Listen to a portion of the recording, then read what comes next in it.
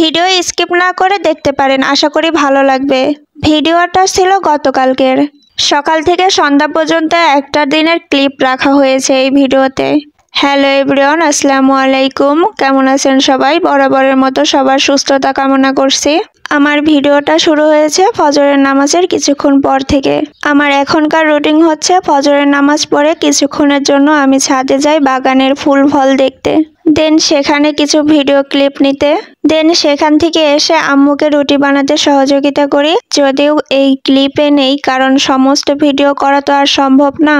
সকালের নাস্তা ছিল আম্মুর হাতের আমের টক আর রুটি। আমের টক আমাদের বাসায় অনেক প্রিয়, রুটি দিয়ে খাইতে সবারই ভালো লাগে। কিছুক্ষণ পর সকালের নাস্তা শেষ করে আমি পড়াশোনার জন্য একটু বসি। আজকের জন্য এটুকুই পড়াশোনা শেষ, কারণ একটু পর বিচ্ছু বাহিনী আসবে আর আমার পড়াশোনা হবে না, আমার ভাগনা ভাগ্নি, তো ওদের নিয়ে ভিডিও নেক্সট পার্টে দিব। তারপর ওদের আবদারে আম্মুর সামান্য আয়োজন চিকেন বিরিয়ানি রান্না, পোলাওয়ের চাল দিয়ে রান্না করা হবে।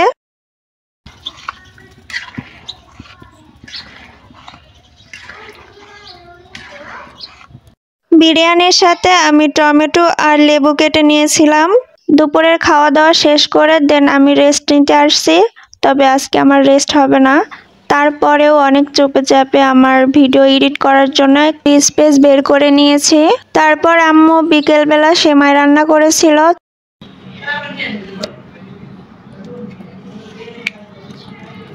তো আমি সেমাই খেয়ে আবারও বিকেলে ছাদে উঠে গেলাম। এটাও আমার রুটিনের মধ্যে পড়ে। আমি অবশ্য বিকেলের দিকে গাছগুলোতে পানি দেই, কিন্তু গতকাল আর পানি দেওয়া হয় নাই এদের জন্য।